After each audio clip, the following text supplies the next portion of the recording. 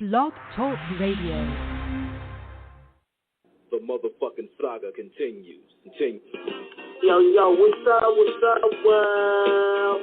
It's badass thuggin' like I usually do, and you better turn it up, bust some speakers out, cause we off the motherfucking cuff. You dig how we do it? Dog Pound Gangsters 2000 and beyond.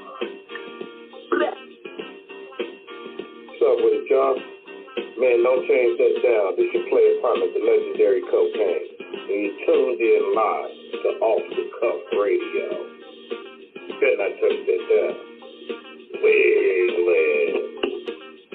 Yeah, this is Cassidy, the hustler. And right now, you listening to the Guillotine. Show them the respect they deserve, man. Off the Cut Radio, man. Y'all already know how they doing it, man. I need y'all to stay tuned. They've been doing it for years, so show them the respect they deserve. And you heard it out of bars, mouth. Easy. Keep it moving like this. Yo, this your boy Rampage. You're not rocking with the best. With Off the Cuff Radio. Classic. History. Fix your face to all you haters. We off the cuff, baby. What's up, everybody? This your girl, Bonnie Dollars, the Queen of Trap, representing Crenshaw, and you are now tuned in with Off the Cuff Radio. What's up? What's up, y'all? This is Miss Irresistible, giving a shout-out to the livest show on Friday nights, Off the Cuff Radio, and I'm live from the 704.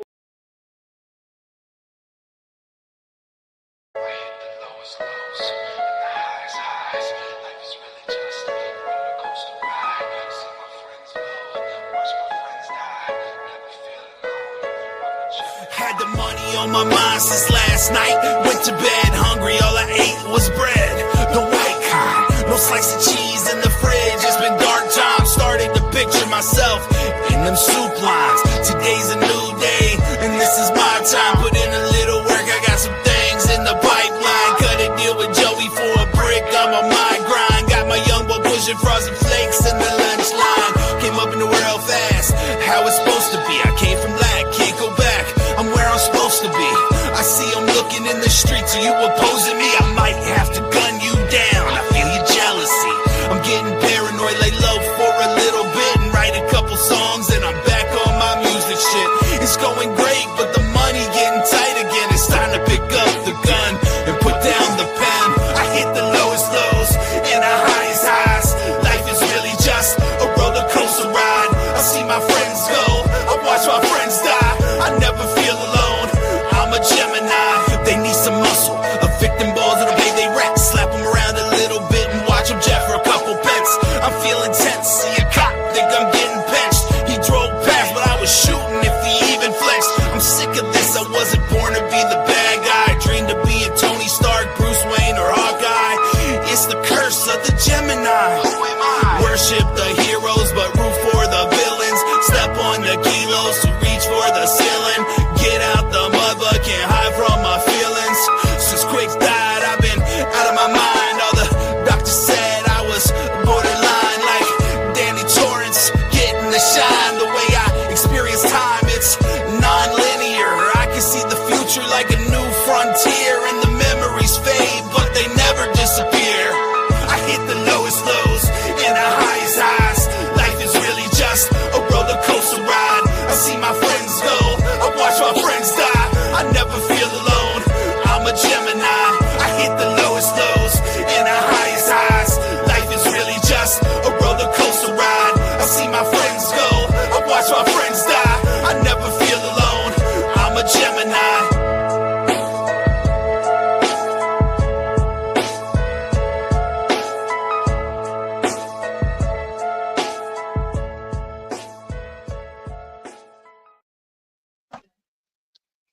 Yeah. Live and direct, off the cuff radio. We at episode 678. I'm your host, King Eric, the Media Assassin, and this show is sponsored by Screwball Radio, Buddy Boy Entertainment, Da Vinci Clothing. Got my host T-Max with the facts on the line. What it do, y'all? Another tremendous Tuesday on the freshest frequency online, off the cuff radio. Shout out to our co-host of Spirit L.I. Samuel H. and Chillin' Dirty Basement Radio boss, DJ Sincere. We are ready to get it rocking. And King, tell everybody who we got tonight. Yeah. Shout out to our girl MJ for making this connect with us. This guy on the line right now got a new project out called Goblin Town. He's a legendary punkster, author, hip hop artist, engineer. This guy wear all trades, man. You do everything. And this guy put some hustle behind his muscle, man. I mean, for reading his resume, I'm saying, man, look, we got a lot to chop it up tonight, man, because you know he has a interesting history coming out the Philadelphia music scene. So it's all welcome, Steve Sxaks from Off the Cuff Radio, episode 678, my man. Hey, what's going on? Appreciate y'all. What's going on with you, man? Thank you for joining us. Hey, look, man, I appreciate y'all. I appreciate MJ.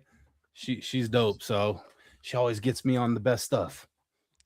And you're on one of the best that is, Steve. Like King said, your resume reads like a who's who of greatness and incredible, with a side of spectacular and extraordinary. I appreciate that. That might be hyping it up a little bit, but no, I appreciate it. Tell everybody about yourself. Yeah. I mean, well, you know, they call me Steve Sxaks, the man, the myth, the legend, the most beautiful man on earth. Some might know me as the Reed Richards of Philly hip hop. I've been around the world touring in music for the last 20 plus years. It's been my full-time gig, so I'm very fortunate with that. Just wrote a book. I'm a shamelessly plug, Invasion of the Punk Rockers Who Drink Blood. It's a big boy too. This is a 400-page novel. It ain't no little pamphlet.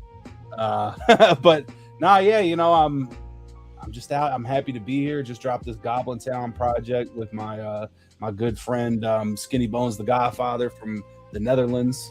A lot of people know me as the host of the Marston House Ciphers and co-founder of it, which if you're in the know, we're actually coming to a close. This is our 16th year of doing the Marston House Ciphers, and this is the final season of it. So definitely tune in for that. Yeah, I'm all over the place, man. I'm everywhere. Man, listen, you mentioned punk in terms of, I mean, where do we start at? I mean, the Ramones, I mean, the Misfits. I got a Misfits tattoo over here or something. You know what I mean? I go back with the punk rock stuff. Man, that's how I got. Go ahead. Say shout to Glenn Danzig. Yeah, man, Lodi, New Jersey, stand up. That's. I saw one of their reunions they just did a couple years ago, and that was crazy. With original lineup, Glenn was back. That was cool. But nah, man, I got my start in punk rock. You know, Philly punk rock scene and the Philly hip hop scene. That's really what I kind of attribute everything to. Punk rock just really spoke to me as a kid, and then once I discovered all this other hip hop that was, you know, it was punk rock lyrics over a beat, like Dead Prez and Sage Francis and all those kind of guys, that really just expanded my musical horizons even more. So I do kind of like walk between all realms of music because I'm also big into soul, and you know, I got a lot of R&B projects out I've done with people. You know, Nina Simone's a huge inspiration on me. I like everything, you know. So yeah, I'm all over the place. If I meet somebody and we can make some cool music together, I don't really care what the genre is, as long as it's dope, I'm cool with it. Man, when you think about it, Steve, when you look at hip hop and punk rock, they're definitely related in a sense of social commentary and a voice for the disenfranchised and the youth, in terms of people who rail against the systemic oppressions of society, not necessarily race related at times, but class, and about what goes on. And I mean, go ahead. No, keep going. I wasn't trying to cut you off. But yeah, I mean, especially when you see punk, that would pretty much go and morph itself into thrash metal. You know, especially when you have, bands like Anthrax. There would be whatchamacallit, there were, kind of like from that hardcore era. I mean, bands like Biohazard will come later. Shout out to Evan Seinfeld. I mean, Suicidal Tendencies, one of the best ever. Mike Muir and all of them. Yeah, I love all those bands. I mean, half of everybody you said was on the Judgment Night soundtrack, which was like, I don't know if anybody had that on vinyl back in the day, but where they paired up. Slayer and IC had a song Disorder. Yeah, man, that album is crazy. I love that thing. But I think it still holds up too. I know people think the rap rock thing can be corny, but I like that album a lot.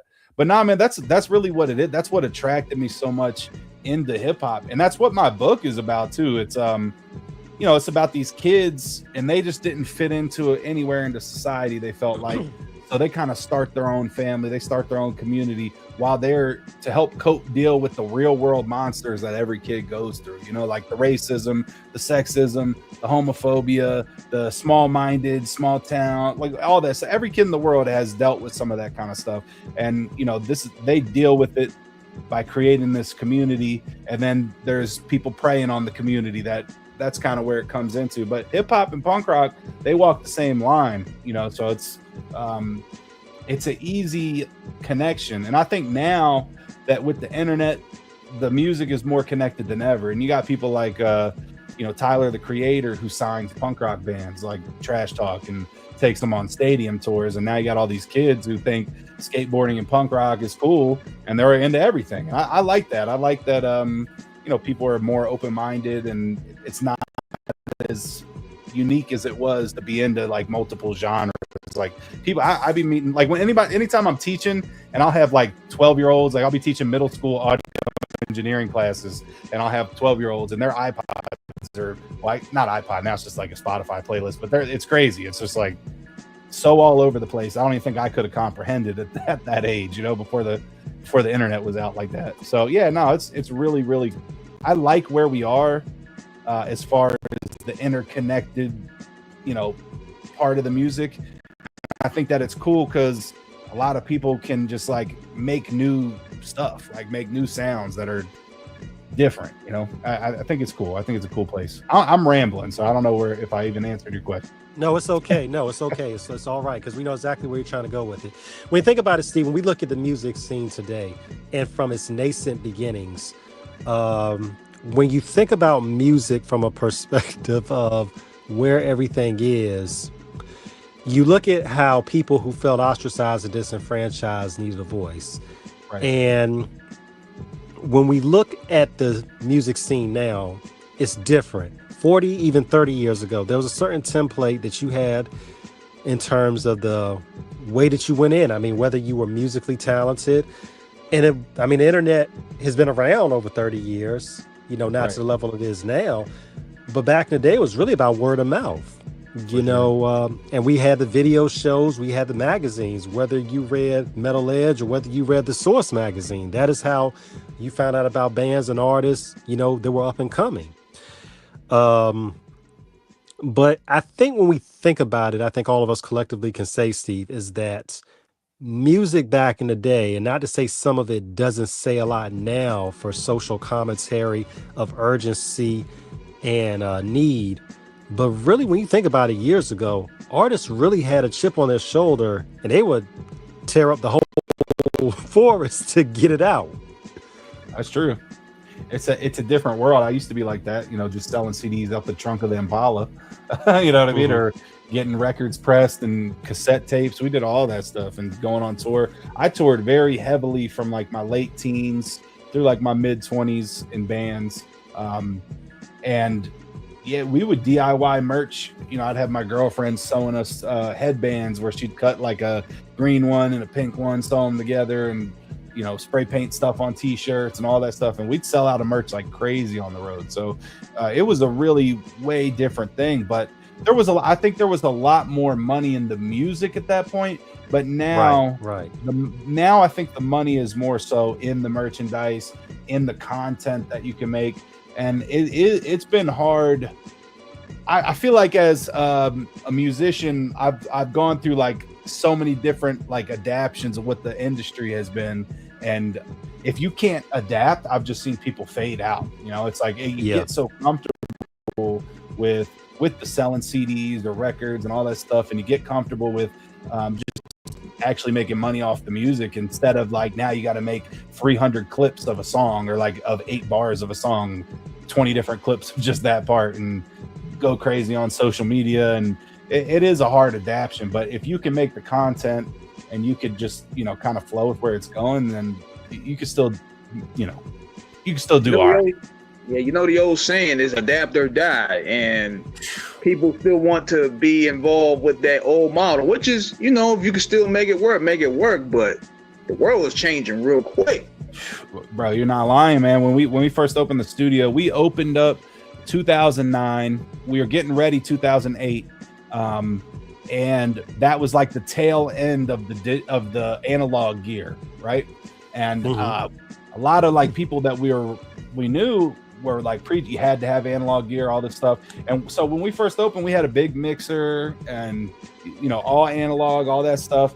And it wasn't the sound at the time. Like, we were getting into the loudness wars. I'm not sure if you're familiar with that era, but, you know, there was a lot of people that just came from a lot of people not knowing the technical stuff and just turning everything up because everything sounds better louder. And that was the sound at the time. So you weren't able to achieve it as well in that analog realm. So because it's a digital sound. So we switched it up, went into a hybrid situation, and saw 20 different studios close down that just refused to switch. It's and even with like beats, you know, like beats are cool for listening, but they're terrible for recording. But you got to have a pair of beats in the studio because somebody's gonna want to hear the music on some beats. You got to have whatever the best or whatever the monitors that everybody's listening to. You kind of just have to adapt to it, or your studio is going to close. So I agree with you, man. It's adapt or die in all these fields. If you can't make the switch, you're just going to have to, I don't know, go get an office job or something. That's really all you can do. Yeah. There's an intrinsic link, absolutely, between growth and evolution. Because evolution will facilitate growth in how you end up adjusting and adapting, like you both said. We look at a time, like you said, King and Steve, with the music industry, because you could sell the merch and everything, and deals were different back in the day in terms of what artists signed. So now we're looking at a situation where 360 deals are pretty much abundant. You know, you can't even sign a label deal without getting them wanting a cut of everything you do. It's hard because my first deal was a bad deal. My first deal was a major, and when we got signed off a demo we put up on MySpace. And oh wow, you took it way back. Like, yeah, shout out to MySpace. Yeah. But that kind of stuff don't happen no more. You can't just throw music out into the ether and some label head's gonna find it. They're not even looking for you. But that used to be the cheat code. It really was. You threw something out there and people were listening, that like somebody's finding you. But our deal that we had, basically they put in all this funding for studio time, merchandise, album printing. They would fly us around to perform, rent a van, rent a driver, rent equipment, all that kind of stuff. And basically it said until we recoup, you know, until they recoup, we got nothing. So I will never see a penny from that first album. That did really well. It's still out being sold. I'll never see a penny from it, but that's okay. You know, it was like I was 17 years old when it came out. We were all so hyped just signing this deal. And it was a great experience. I learned so much about the game from that. I genuinely like messed with all the people who were involved with it. It just was, you know, you learn what you should and shouldn't sign. And I even got in touch with them recently because the album wasn't out on streaming services, but it's out on, like, you could buy it on other things. And I was like, would you guys be in? Because we have through Rob Schwartz at Humag, we got a Sony Orchard deal. And I was like, would you guys be interested in like re-releasing it? We could co-release it, do something. And they were like, nah, not really. So, you know, it's just kind of out there. But yeah, those deals. And now today, the deals, what I've been seeing from kids that are coming through, they're not even like, there's no advances anymore. They're not putting any, you're paying for your own studio time. You're buying your own merch in bulk. Really all they're doing is putting in marketing money. That's it. So it's like, if you're not funding it yourself, then they're not even looking at you. Man, that advance money used to be life-changing money right there. I know, man. It's sad though, but now it's like they expect you to kind of be able to finagle all this stuff on your own. So it's a different game, man. The last person I saw with an advance, I'm not gonna throw him out there, but it was actually the first major label record we recorded at the studio. His advance was $1,500 from Universal. Ooh. $1,500, and had to buy all the albums from Universal for $4 a pop. He could sell them for whatever he wanted, but he had to. That was part of the deal, buying the albums from them in bulk, and had to do a forced Best Buy stop to sign albums at Best Buy on tour. It was just a lot. It was a lot in there for $1,500. You know what I mean? But that's what it is now. You kind of got to, if you want the label thing, you got to play ball with their stipulations, because they own stock. All the big labels own most of the streaming services. Like, they got the stock in that stuff. So it's like, they don't even need you. They're making money off you whether you sign to them or not. And you're making, it takes like 9 streams to make a penny, or 12 streams to make a penny on Spotify. So I mean, they don't really need you, but I genuinely think in today's day, if you're able to work it out on your own, you're gonna make a lot more money than you would, going and messing with some of these people. Yeah. Unless you're like, a Drake or something, like up at that. You're just getting millions of streams. It's a different story. Yeah. A shameless plug for those that have not heard that show we did with Young Con at Dawn some years back. One of our best shows we did. Shout out to him, brother from Kansas City. He broke down the mathematics from all the streaming. We're still in all. We did that show damn near about 7-8 years ago. And we're still in awe how he broke those numbers down. It's crazy. Yeah. Because this is the thing. And when you said MySpace, I started grinning, because even though he gets a lot of grief, and rightfully so, for a lot of, sissy shit he does, Drake was part of that internet way back in MySpace. In terms of what he was doing back in the day, and he was legitimately moving. So it was a time where you were able to get your stuff out independently, and you were just hoping people would listen. When we think about it now, from what your experiences were, you do not sound like a man that is bitter. You sound like somebody that understood the lesson and moved on with optimism and perseverance.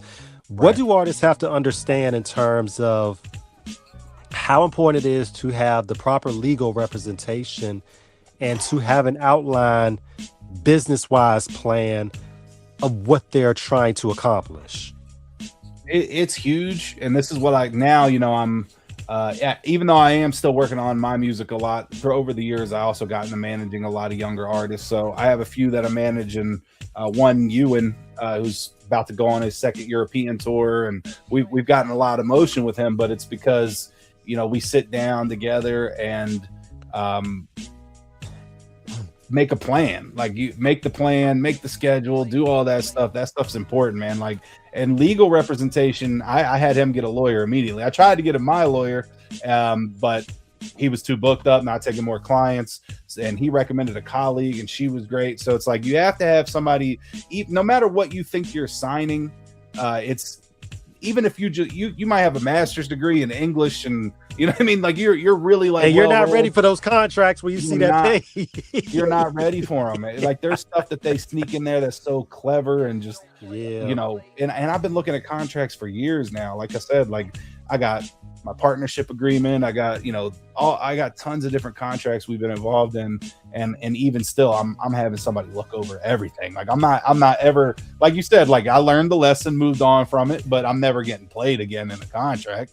You know what I mean? Like, that's not for me, and I got kids, so you can't do that. But, no, it's important. It's important to be, I think, and I struggled with this too a lot, like wanting to be real, just wanting to be too real, wanting to be like not a sellout, want all that stuff. Being a younger kid, like I never wanted to sell out, and I want to just be like, you know, ultra real. But if you, that's how you just never make it. You got to come with a level of professionalism in this game.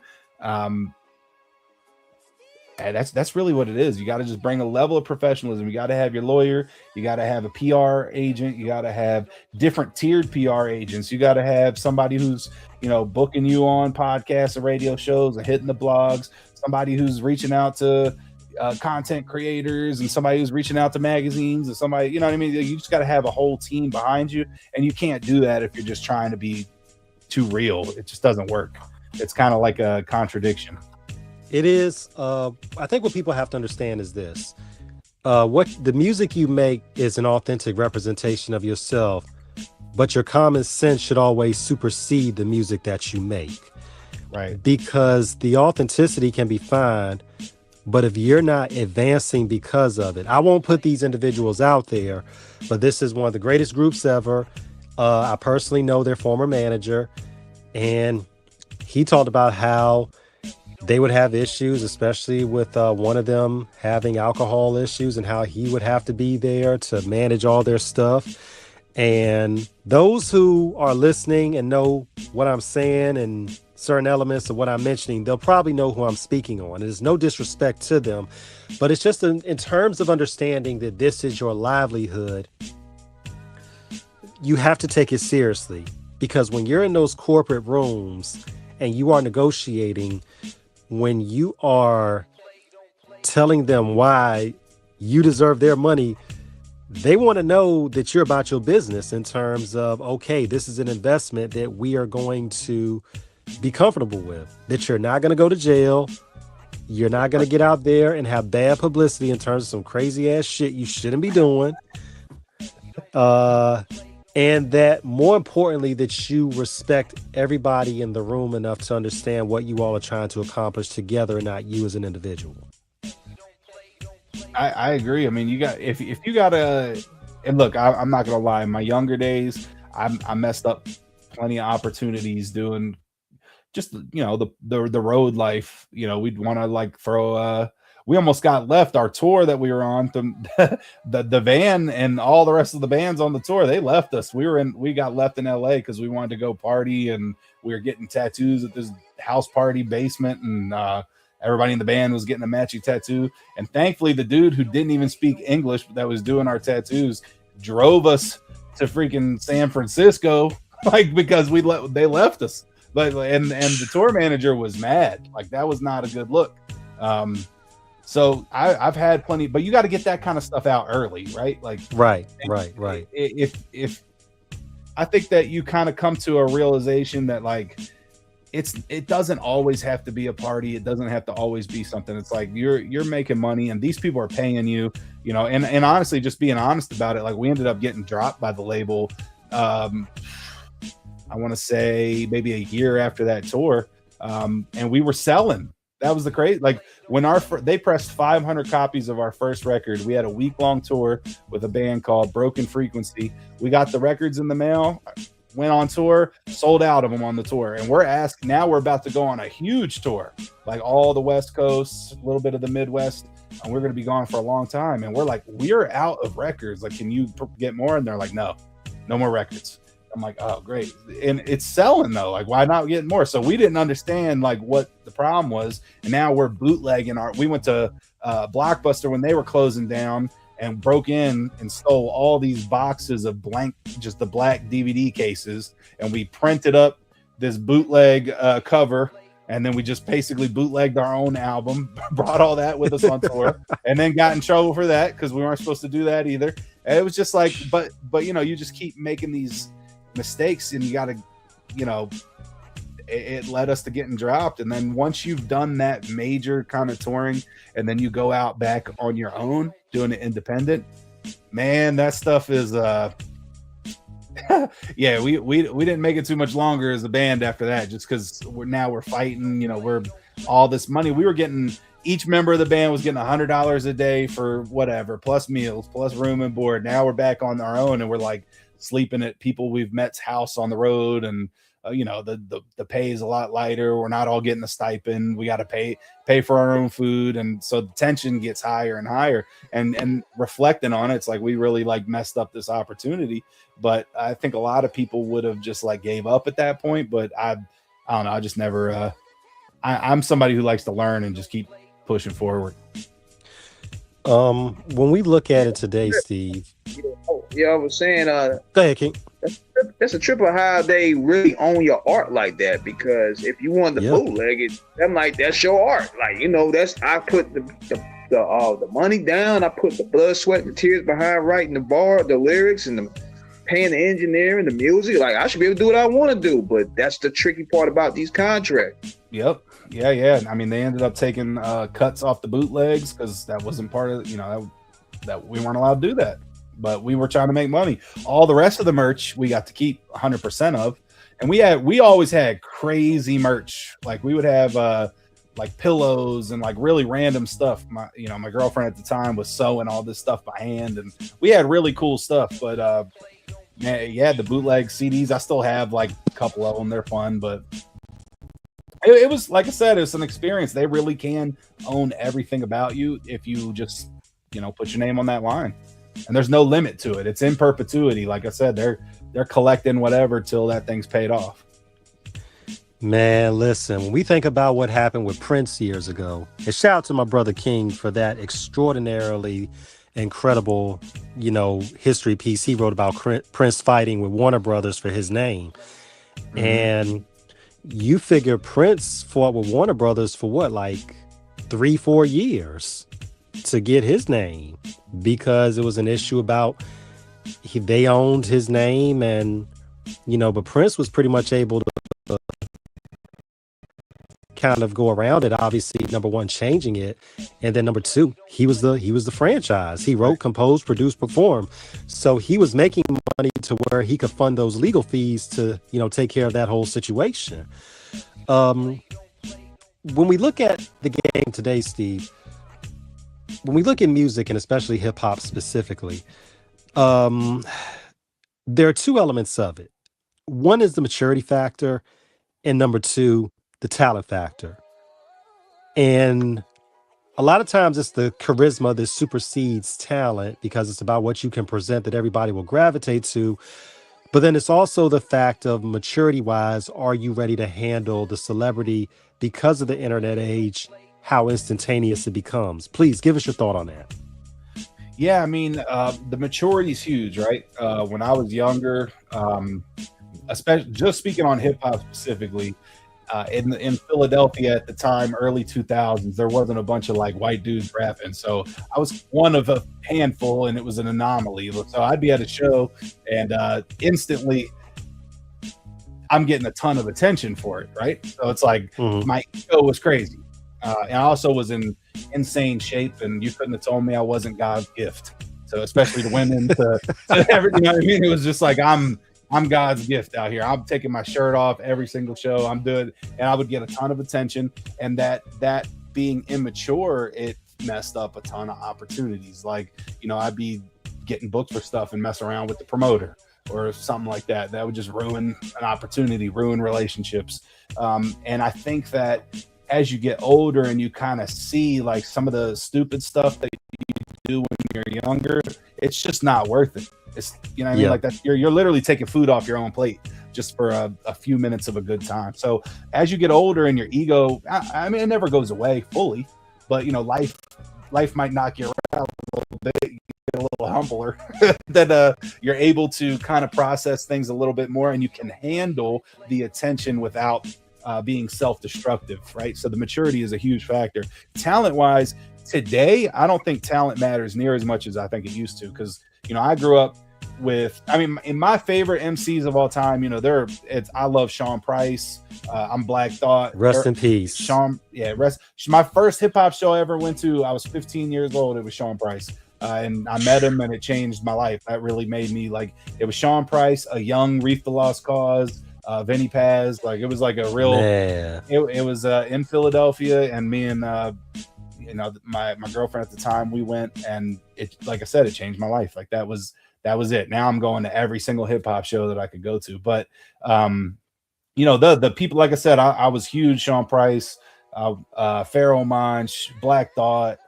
Just that kind of stuff. I loved MF Doom. I love that kind of stuff. So it's like, man, rest in peace, Doom. I know, man. crazy, man, crazy. The book, loss has been crazy, man. Look, the book by S.H. Fernando. For those that have not read the book, The Chronicles of Doom, read it. It gives you everything you need to know about the history of Daniel DeMille, aka Doom. Excellent read. Yeah, I haven't even read that. I'm gonna check that out too. Actually, appreciate it. Great. Worth the read. Worth the read. I'm definitely checking that out. But no, man, I just think that at the time, talent was so important, and now you had to be like, those guys were so talented and I think very underappreciated. Everybody I said in that list, but now in today's day, if you have a little bit of money, it doesn't even matter what you're saying. You could be the most goofy, ridiculous dude on earth, and you have a viral moment, and now you're selling records, and you could tour off a viral moment for a long time. I think it's weird, but it's if you could pay some TikTok PR agent to get 50 influencers to make TikToks off your song, and I'm not going to name a guy, but we recorded a guy who did it, and it blew up, and he had like a hit record, made a lot of money off of it. So I think just being honest, it's not the greatest song in the world. So talent, I don't think is as important. Now, if you're talentless and immature, that's just a recipe for disaster. You're gonna be a flash in the pan. But I guess you got to have some talent. But I don't know. Some of the stuff is pretty whack. We talking about talent and everything. Like, there's a complaint out there for many artists, and they feel in comparison to previous eras that this era, they're not really, there's something lacking. Because I remember the other day, Bow Wow said something about a lot of the music today isn't connecting with a lot of people. Like, it's missing something. Do you feel that that's the case, or do we're just looking in the wrong places? I do. I watched that interview. I thought that was a really interesting interview, but I do agree, because I feel like now people aren't being authentic to themselves, right? Because the culture out right now, there's that brain rot stuff. So a lot of it, I just can't relate to. Like, when I'm hearing some of these bars from some of these real young guys, it's just like, I don't even understand some of it. And I know that sounds old. It makes me sound old, but it's just like, I don't know. It's interesting. No, we get it. We get it. The brain rot stuff, like, some of it's funny. You know what I mean? You're scrolling around, you see some of that, and it's funny, but it's like, when it's in a song and it's just like, I don't even know who could relate to that, but okay. But then there's also, like, I think a lot of people in this generation, there hasn't been a lot of like defining things in their lives, because these kids are like just sitting inside playing on a tablet, playing games or whatever, and they didn't live a life, it feels like. So I don't think they know who they are, and not everybody. I think there is some really, really dope younger artists, but I think that a lot of people just are not authentic. And if you're not authentic, I feel like your music tells on you, in my opinion. If you've never been through something and you're trying to talk about it in a song, I think your music tells on you, and then it's not relatable, unless it's relatable to other people. Or again, it's that flash in the pan situation where you have one song that blows up on social media and then no one ever hears from you again, because you're just not authentic. Nothing else is going to grab people but that one moment. So yeah, I mean, I do kind of think that is true. Yeah, and there are 3 points that was on my mind, y'all, that I wanted to bring up. One of which, what you said, Steve, about that. One part of it is that a lot of people, and I saw this a couple of weeks ago. It was on I can't remember what IG site it was, but they posted the clip of the 2016 XXL cipher, freshman cipher. And a lot of people, that was I think one of the captions on it said, this is where a lot of people felt like this is where hip hop really began to die in terms of the music. That was the one with like Lil Yachty and yes, sir. Yes, sir. Yeah. Yes, sir. That one was interesting. You don't have to be so diplomatic, Steve. No. I mean, look, the freshman ciphers in general, some people don't know this. We started the Marshmallow ciphers because we would watch the freshman ciphers and the BET ciphers, and it was so rehearsed. It's like you could tell that they did it 100 times, and the takes are all like they're not lining up. It's just like a production piece. And you know me and Ethan, who started the studio, like we're coming from the DVD era of rap. Before we started tell them. Before we started the ciphers, they filmed the very last Hood Stars DVD in the studio. So it's like we wanted to be kind of a bridge between this big production, the stage thing, and like a street cipher, like, you know, shout out to Legendary Ciphers in New York. Like we wanted to be something in between that, right? So we did a studio production, but it's one take. It was raw. If you mess up, you can watch this we got 800 videos on YouTube. You'll see some of the dopest MCs fumble and just walk off, do the walk of shame. And I don't think that any other platform that's, you know, on the level that we were doing it was doing stuff like that. Cause you had your, you had your Team Backpacks at the time when we were like at our peak. It was like us, Team Backpack, and Grind Mode. And their stuff is, you know, that's their thing. It's cool, but and we have people who have done all three of them, and you know, kind of let us know, like Team Backpack and Grind Mode, you got to pay to play, which is also cool. Right. I'm not mad at that, but we've never charged a single person.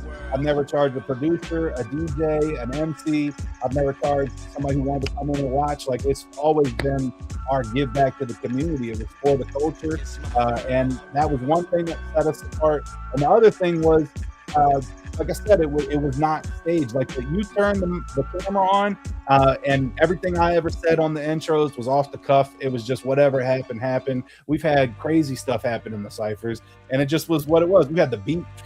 Ethan didn't loop the beat right. The thing dropped off. He's like looping it live. People are still rapping a cappella. Like, we've had all sorts of stuff happen, and it's like, I think that's just a cool, thing. Plus, another thing was we never really gave a fuck about the views. It was like, right. It was like we did this thing for us, and it was fun, and it did. And because it was authentic, like especially some of the earlier ones, we'd drop a video and it would get 20,000 views without. We never paid for advertising. And you know what I mean? There was no money. It was just something we did. We loved doing it. And yeah, man. So I think I went too long off your question, but yeah. No. You're fine. No, and I think in the second part of it, no, everything you said is absolutely was on point. Second part too,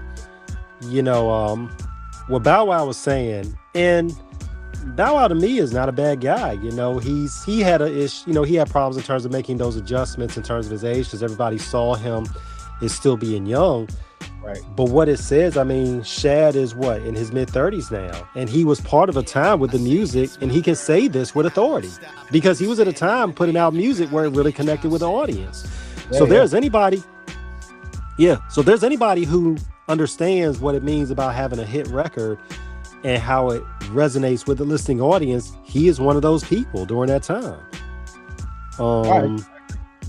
Yeah, and from that side of it, there was an organic build where it was allowed for a artist to really find their audience. What you said about how, with these labels, gone are the days of independent radio as we knew it growing up, because now they're all in bed with it. I mean, we're just going to say it on air because it's not a secret. All the radio stations are in bed with the record companies, hence the playlist, which is why you hear the same songs over and over again. Exactly. I mean, it was still like, it was different, you know what I mean? Like when I grew up, there was a couple radio hosts, and I'm gonna just say a very famous one from Philadelphia that everybody will know who I'm talking about. But if you wanted to get on, you just went up there with like $1,500, and he put you on the radio. But it is a lot different now. The game has done changed, and now independent radio, everybody kind of jumped ship and went to podcasting. So I do really appreciate what you guys are doing, and then like. We got a handful of them in Philadelphia, UTM Radio, and a couple other independent stations that are holding it down, but man, everybody just went to podcasting because the barrier to entry is so much lower, I feel like. Yeah. So yeah, man, I do really appreciate what y'all are doing. Man, but look, going forward with your project, the Goblin Town. Like, tell us about it. So Goblin Town, that's kind of like my ode to growing up in Philly. It really just speaks on what it was, and I'm not. Typically, I don't really do a ton of like just like older. Old school, like doing bad stuff. I mean, I'm more like experimental with a lot of things. Like, I'm sure my bio said something like alternative hip hop or something. Yeah, I just take the labels people give me. But this was something me and this guy Skinny Bones, who did one of our ciphers, and it blew up. We wanted to do something together for a long time, and this was just kind of our thing that we came up with. He sent me these beats, and I got some of my really good friends, 310. Spaz Black, Main the Medicine, Trey Digga. I had Ohm and Matthew Raheem, Ray Riley, Black Koniki, Street Costello. I don't know if You Win was on there too. So it was just me and the guys just doing something fun. It was a little, it was something fun, but some of the songs on there, man, have really been resonating with people. Like, I like seeing that. I like seeing that people are just enjoying the music. What does it mean to you, Steve, to know that you all are still putting out dope product, and where some naysayers will say the hip hop era we grew up in is outdated and antiquated, that is still for you, what you and your crew are doing is authentic and it still has an audience? Well, I don't genuinely, and this might sound crazy, I don't care much if it does have an audience at all. I just kind of, if you go down my catalog, every project I do sounds different, and whatever I'm feeling like at the time is what I'm going to put out. And I've never really cared if anybody liked it. And I've had some that have gone. I had a song called Rolling Stone got placed in a movie, and the streams shot up and made a couple dollars off that. And I've had songs that were a little more R&B. I've had songs that were a little more trappy. I've had songs that were a little more boom bappy, and those will all have popular songs. And then I have some that'll be duds, and you know what I mean. It's just I make it. One of my big reasons for making music at this point is when I'm not here anymore. I want my kids to be able to listen to my catalog and know their dad, and just like know who I was, the good, the bad, the ugly. Because I never censor myself in the music. It's just whatever I'm feeling is what comes out. But I don't think you can listen to any of the stuff and not think it was authentic. It's a lot of lived experience. I know when you guys first came on here, you played the Gemini track. And that one is literally just like starting when I was coming up and just being like a broke kid trying to figure out how to make it, to one of my best friends dying and losing my mind, and still coping with all that to this day. So it's just a lot of my stuff is just like stories and lived experiences, and pretty much everybody I rock with is like I go back 15, 20 years with. So I know that they're authentically them. I never question their realness. So it's like, yeah, man, like I don't necessarily care if somebody listened to it and it wasn't for them. I think that anytime you put art out into the world, it's subjective, and I can't never be mad. If somebody thought it was corny, like, okay, cool. You know what I mean? Like I don't really care. In terms of and it's all about, because it's all about your vision. You're from Philadelphia, and from the perspective of it, you managed to stay out of the rap drama in terms of beefing. YBC Dole made it a point to get out there and talk crazy, made a diss track, him and a couple of his boys, and within a month all three of them were dead. What are your feelings about where the game is today, about how people are deliberately, because there's always been issues in hip hop in terms of whether they were perceived slights. Yes, I'm going to put it out there with Big and Pop, because that was not a situation that should have escalated to what it was. Earn the shirt. Man, shout out to Big, rest in peace. That was really something that they could have just talked that out, but a lot of people got in the way of that. But when you look at all the other elements of real beef with each other, you know, where it was like when you look at Nas and Jay, nobody was going to get hurt behind that. That was just a lot of ego. But we do have situations on Wax where, as we say in the country, them's fighting words. As an artist, as a father, as a great human being, what do you have to say to artists out here who are deliberately antagonizing those without provocation, or even if there is provocation, trying to make it a public humiliation, not understanding what's going to come behind Well, I mean, so there's a couple parts to that answer. The first part is because we have the studio, you know, Marston House has always been Switzerland. I've actually recorded neutral. I've recorded diss tracks from both diss tracks from both sides before, because we're neutral and everybody knew that. Like there was never you never came in Marston House and touched anybody, and people know that. Like it's just what it is. Like we're neutral, but there have been times where I've gotten drawn into beef before. I had a guy who called one. And it's very rare. It's really hard to get me like super mad enough to like beef with you. But there was a guy who called my ex the N-word, and then he was. I made sure that he got thrown off the shows. He lost deals. He got thrown off of Freestyle Friday. It was a whole. Yeah, it was. I pulled every string I could. And he said a lot more and hung him with it. That was. And he tried to come back a little bit later. And a really good friend of mine was booking him for a show, and he didn't know about the whole thing. And I like hit him up like, "Yo, I'm just letting you know, if you book this motherfucker, like I'm coming in there, all these dudes." Like, and then he called me. He's like, "What happened?" I told him everything that happened. He was like, "Oh, nah." Plus, on top of that, he was trying to break a record for like the longest freestyle, like a Guinness Book of World Records thing. And I think Chitty Bang from Philly had it before him. And he was he wanted to do it at the studio. We gave him a crazy deal. He came, he didn't do the thing, and then like when he was going to pay, he was like, "I'm gonna smoke a cigarette," walked out and dipped. So he bounced on us for like $500, and then he posted online that, you know, like what I said, and it was like, yeah, nah. So that was like one. Every now and then, it has to be so egregious for me to beef with you, like. Otherwise, I really don't care. Bro, that was just disrespect. You were whatever that dude did, he did it, and you were right for how you handled it. right, yeah. Like I'm not a petty dude for the most part, so it's like for me to go that far out on you and like pull every favor I have to get you like.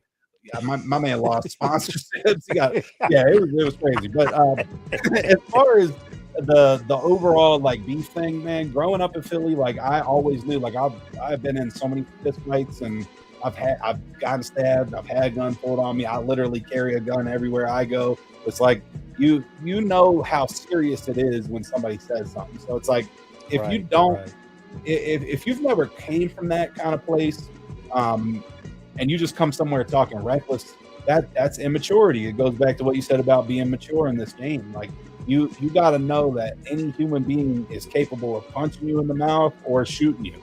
So if you just come out provoking people right off the rip, you're asking for it. So it's a matter of maturity, man. Like I've seen a lot of people be way more reckless than they are now, and kind of calm down with just growing up. So I really hope that most people get the chance to grow up and see how stupid doing some of that stuff is. But Philly's a city, like, I don't know if y'all remember Hitchbot, but we killed Hitchbot in like 13 hours. Like, it was a robot, beloved robot in the world that was hitchhiking across the whole world, made it all over the country, through Germany and all this stuff, got to Philly and they killed it. Like, they stopped. You could look up the video, Hitchbot killed in Philadelphia. It's like, we'll kill the most beloved creature on earth.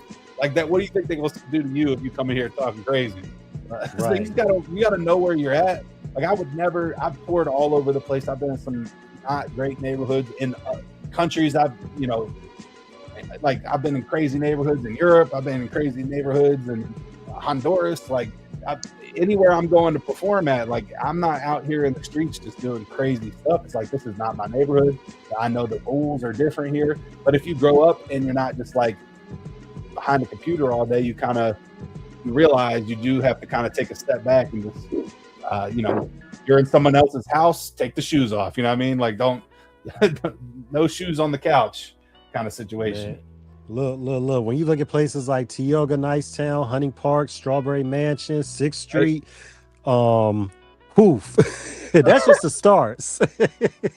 Our studio's on 9th and Dolphin, man. Like it's we've been there for a long time. So, and I've lived in every neighborhood in Philadelphia.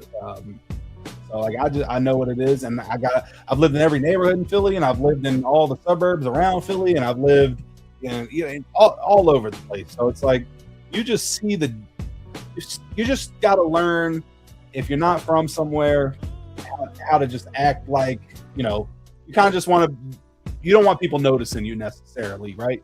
Pulling up to places and acting crazy is just like maybe one of the worst things you could ever do. Look, Allegheny West, Germantown, Frankfurt, man. Look, tell people, man. Tell them. I've had my car window busted out right in front of the studio. I've had, it's crazy because I had one of those car safes. Like I said, we're on 9th and Dolphin. I had an old dusty Air Jordans, a basketball, and like a fitted hat, and some change in the cup. In my glove compartment, I had a gun safe, one of those ones that are bolted into it, and I had a gun in there and my passport. And I know it was a kid who did it. Busted out the window, took the Jordans, the hat, the basketball, all the change, got into the glove compartment, ripped my whole shit out to get this thing out, smashed the safe open on the street, and then didn't take any of that shit, just dumped it on my seat and left.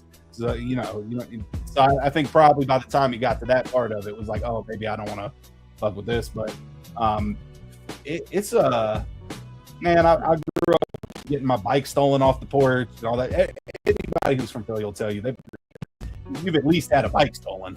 You know what I mean? It's just like, it is what it is. Like, you just got to know what it's like. I mean, I grew up in like Northeast and Tiffany Creek. Like, yeah, there's parts that are great, and there's parts that are, you don't want to be out there doing stupid stuff.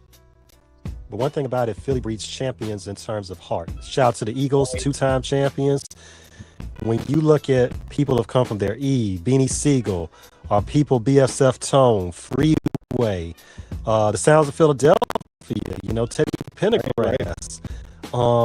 I mean, who am I missing? It's coming from there as well, man. I mean, Hall and Oates. Shit. Hall and Oates, Daryl Hall and John Oates. Yeah, man. Blue Eyed Soul. Yes. We had some great music that's always come from Philly, Gamble and Huff's era. Yeah. There's a lot of stuff from Philly. I mean, of course, there's like the huge art. You got your Will Smiths, and then you go into the movies. You got your Bradley Coopers and Kevin Bacons and all that stuff. So it's like Kevin Hart. Kevin Hart's from Philly. Yep, Kevin Hart. Philly is I think Philly's a really special place as far as like culture goes, just because it really is such a small city, but it's so big and it's so diverse. Like I couldn't imagine growing up anywhere else, and I've been all over, and I've lived in other places too. I was in Houston for a while teaching. Shout out my guy Bass Heavy from No Limit. He hired me out there to teach at this amazing school called Workshop Houston, and dope. Yeah, it was fire, man. I loved it out there. I love the kids out there, but it's such a different world. You know what I mean? Like, what really made me know it was different was like it's in the 3rd Ward, and they say it's one of the worst neighborhoods. But I mean, they got grass. Everybody got grass in their yard and stuff. So it's like this is different. So was you near Acres? Was you near Acres Homes and the Fofo and all that? Were you on north side or south side? No, we was up Workshop Houston. You know where Brothers Tacos is? Okay, because I got people from there. Yeah, Brothers Tacos. We were like right over by Brothers Tacos, and it is definitely like just like anywhere. Like you learn to. I don't know. I always felt comfortable. People would ask me like, "Oh, you're in the 3rd Ward? How you do?" I'm like, "Yeah, this is like." It felt like family. Like I really genuinely like loved those kids and poured like everything I could into it. And it's just I get way too like into everything I do. So it's like if I'm there, I'm like all the way in. Yeah. So I loved it out there too, but it's different. It's a different environment. You know what I mean? And I spent time out in Chattanooga and Nashville, and just like I've been all over, bro. So it's if you just kind of got to know how to act in every place, because if you were from Philly, and like how I first was when you get there and you just think it's sweet somewhere because they got grass, which obviously I'm joking, but you'll learn about yourself real quick. So you got to know the rules, man. Man, like they say, in every hood there's a ghetto, and there are certain places where the action is going to be a little more intense. Out here in Hampton Roads, Virginia, I'm Norfolk born and raised, and I tell anybody, not that it's a flex to have that distinction being on TV and that for crimes that happen. I'm like, Norfolk, there are certain places you going downtown, Young Park Place, off Tidewater Drive, certain place you just don't know. And they got grass in the front yard, but you do right. But you do not want to. I know that. Yeah, you just got to be careful, man. And it's about respect wherever you go.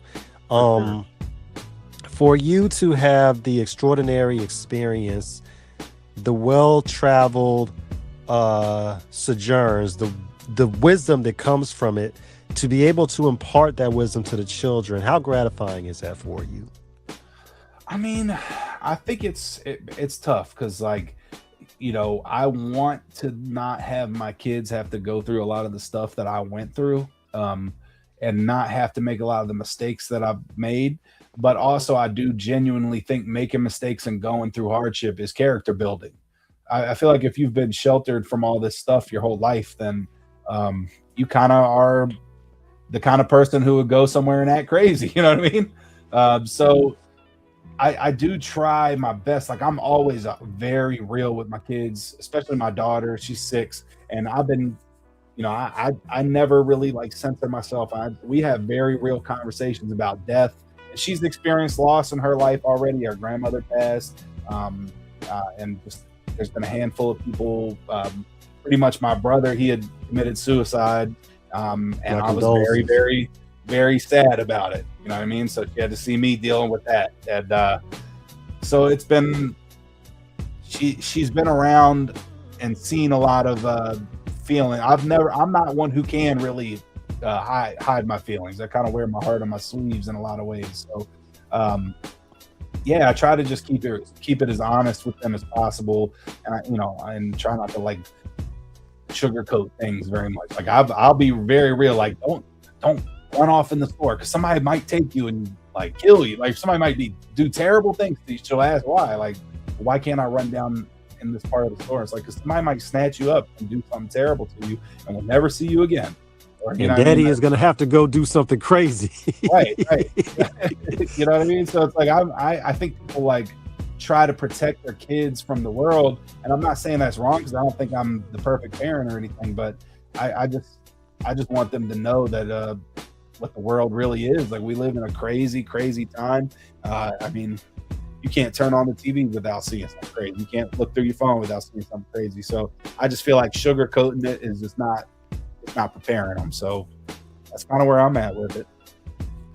What do you see in terms of how hip hop is marketed today that is different from what it is back then? I think today hip hop is really marketed as pop music.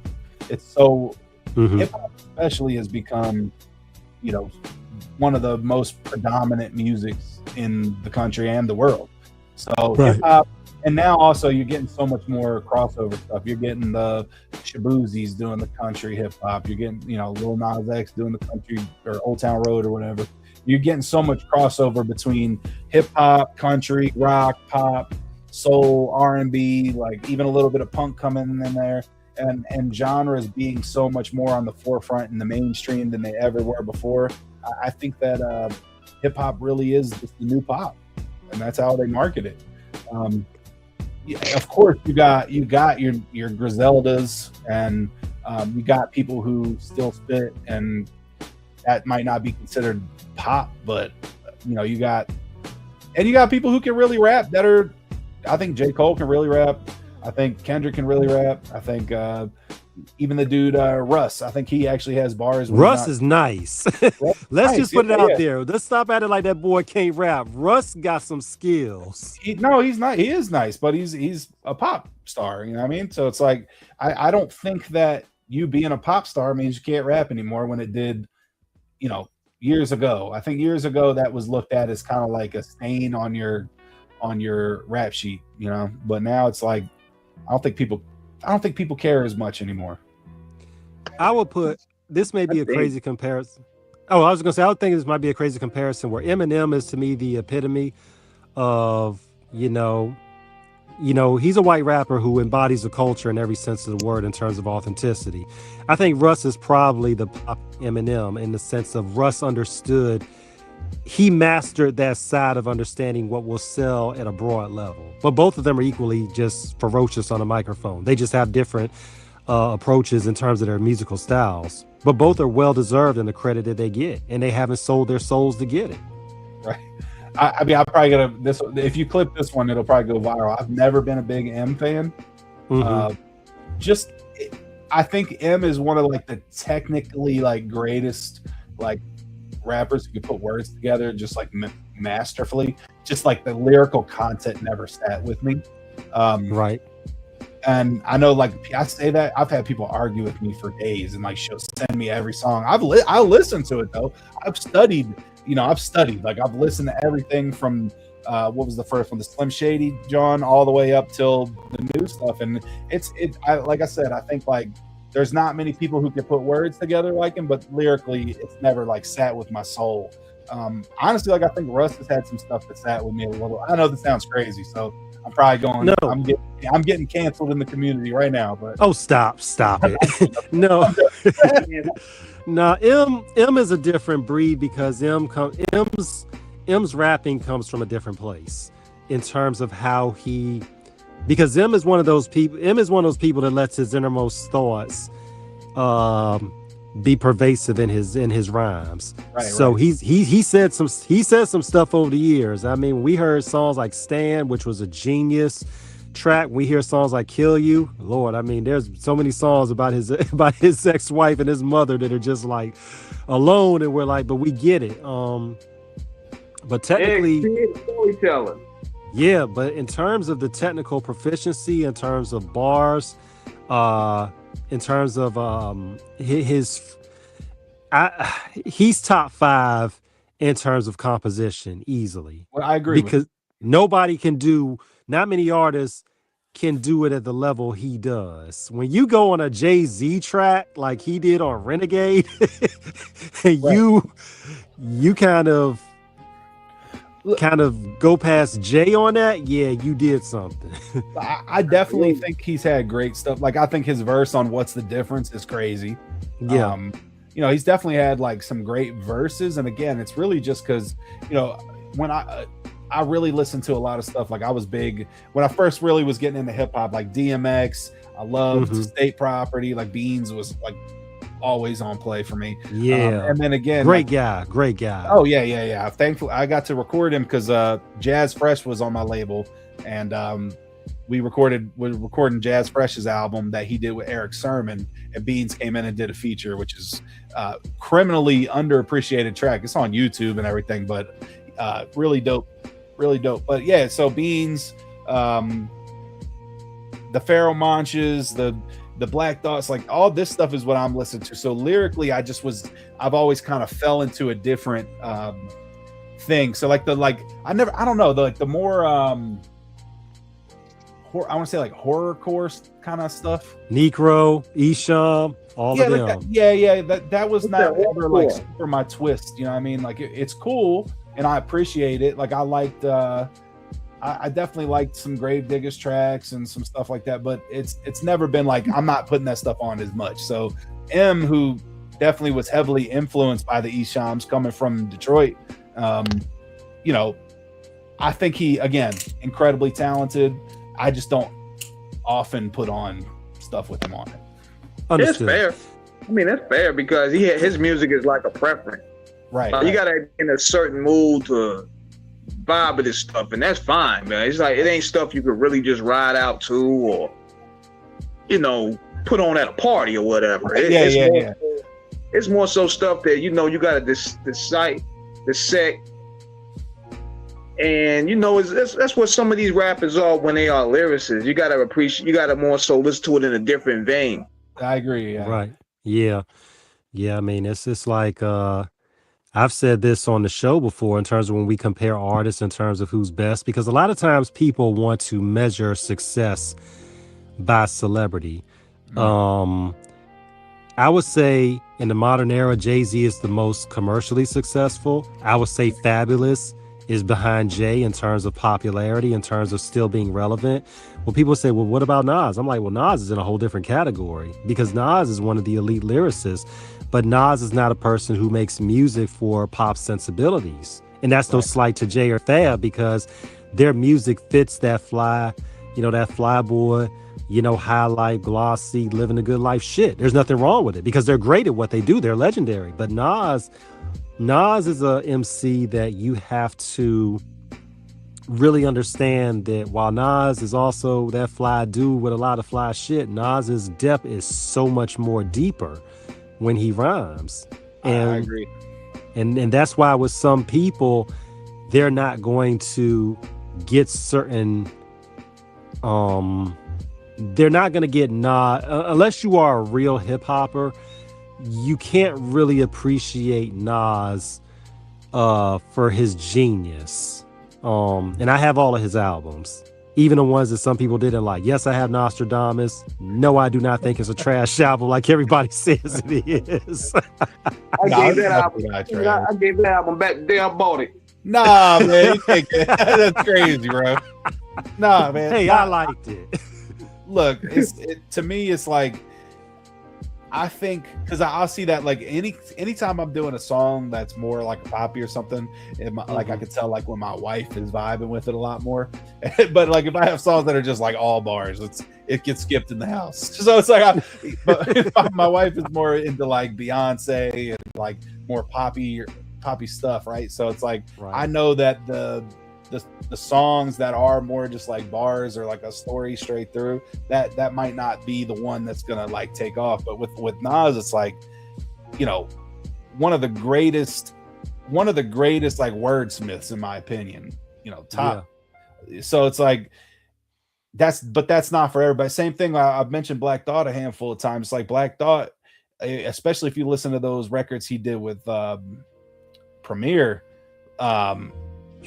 they're crazy. Like nobody knows about them. Like people don't even know that those records exist. And there's some of the craziest rhyme schemes, some of the craziest bars, some of the best storytelling you ever heard. And I think that's it. Even brought out some of the craziest bars from other people. There's people on those records that you just wouldn't even think like had bars like that go in, because when you're next to somebody that great, you just got to go in. So it's almost a separate category, like you said. Like I really agree with that a lot.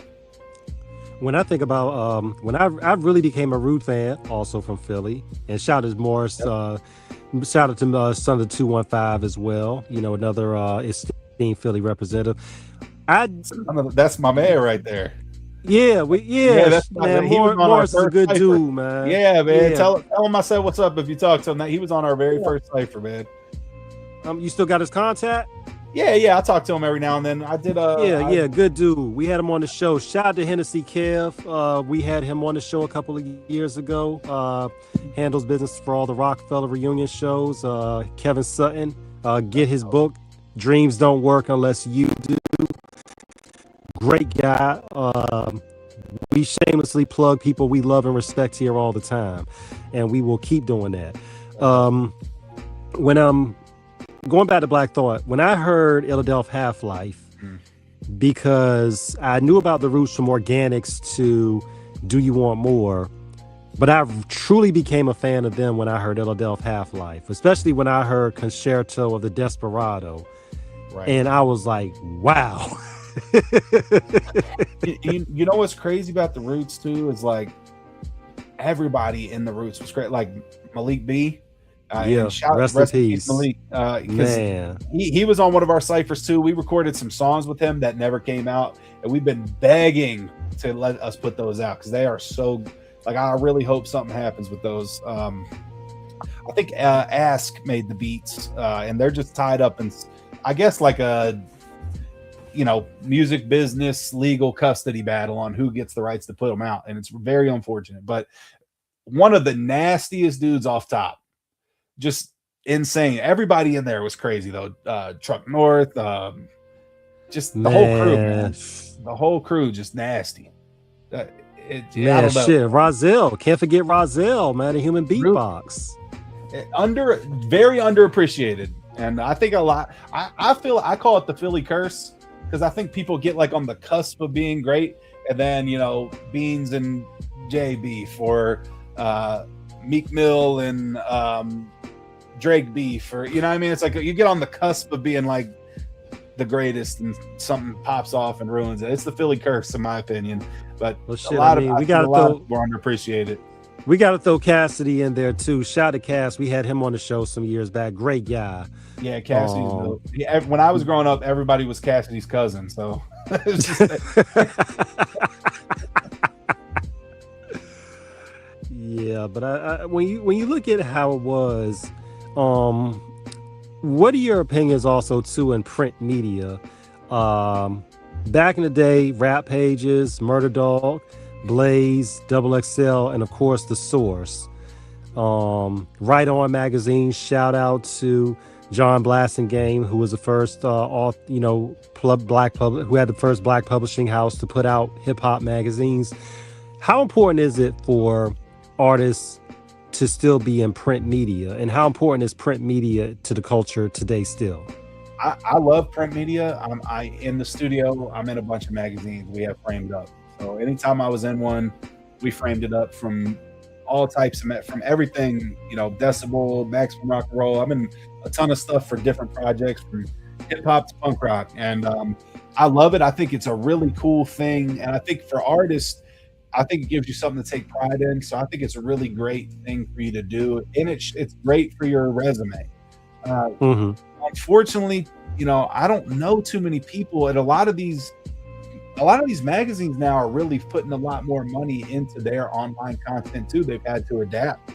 So it's like, I think that it's unfortunately kind of a dying media. Even with my book, a lot of people were telling me not even to get print, just go straight to like digital books. And I was like, nah, man, I can't even read it. I hate reading like a Kindle. There's no way I'm doing it. Like I got to hold it in my, you know what I mean? Like I like having the record. I like having the CD. I like having the tape. I like having the book. I like having the comic book. As you can see behind me, I got books, CDs, records, freaking toys. Like I like physical things.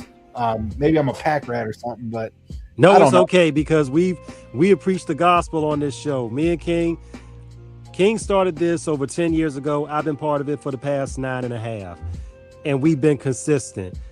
Get the print, especially with what's going on. Especially when we look at what's happened with certain songs with certain artists, like with YG's Meet the Flockers, that line he had about robbing the Asians, and then that got him kicked off the digital. That song got kicked off the digital platform. When Ice Cube had No Vaseline, when he had the line "Because you let a Jew break up my crew," then they ready to put that off.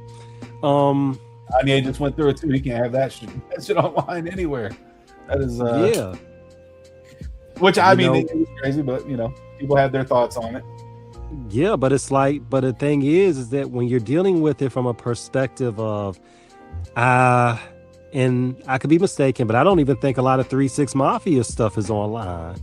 No, it's not, or any of the mixtape stuff for anybody. Yeah, so I mean, if you, go ahead. My bad, bro. I was saying it used to all be on DatPiff and stuff like that, but that died too. So, but I have some of 3 6 stuff on cassette and vinyl. But if you go online and you look at how much some of that stuff costs, oh my god! Right. I think you're right though. We used to me and Ethan when we first started the studio, we were both like super into 3-6. I remember just driving around dumping late night tip everywhere. Man. 3-6 was tough. Oh, that was the first 3-6 song I heard I was in love with. I love that track. That's a great one. But no, I don't think any of that stuff is online. I think only the hits. I mean, I could be wrong, but I feel like you're right on that. But a lot of that stuff in terms of a lot of albums, in terms of the physicals, like shit, man. I think the Nas, the original 1994 Nas Illmatic cassette, I've seen that thing go online for like $400. And don't even get me started on the original Purple tape with Raekwon. If you can find that Purple, I saw somebody just selling the tape by itself for $130. This is not even the insert in the case. This is just the tape itself. I've seen some of I used to work at a record shop when I was a young boy, but I've seen some of Schoolie D's records sell for a ton of money. I saw some Cool G rap records sell for a ton of money. So, there's definitely still a huge market. People love vinyl. I think it's the best way to listen to music, honestly. Yeah, it is. I do think vinyl's having a little bit of a resurgence because now a lot of these companies have figured out different ways to press them that are cheaper. So that you got guys doing lathe cutting now or lathe cutting, and it's a lot cheaper and you can do a smaller run on it. So I'm seeing people getting vinyl again. And I try to put vinyl out whenever I can. And I'll do cassettes too. Like I love cassettes. We did if you're familiar with Carnage the Executioner, we put out a 500 copy red cassette tape with him that was crazy. Like I don't know if there's any left anywhere, but yeah, man, like I love putting out stuff like that because it's just different. And we never put that online at all. It's only on the cassette. So it's something special.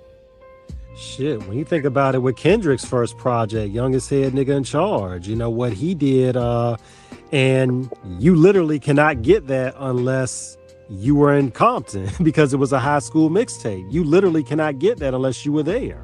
Right. Yeah. And this is before Section 80. So I mean, it's just crazy to think about in terms of coming up in the game, and when we listen to when we see stuff that we were just thinking was just something to listen to, and now these have become souvenir pieces that are a timepiece, a time capsule, a listening time capsule of where we were in the culture. And it shows how much what people try to dismiss as just a fleeting fad has become a worldwide universal phenomenon that has impacted so many beyond measure. Right.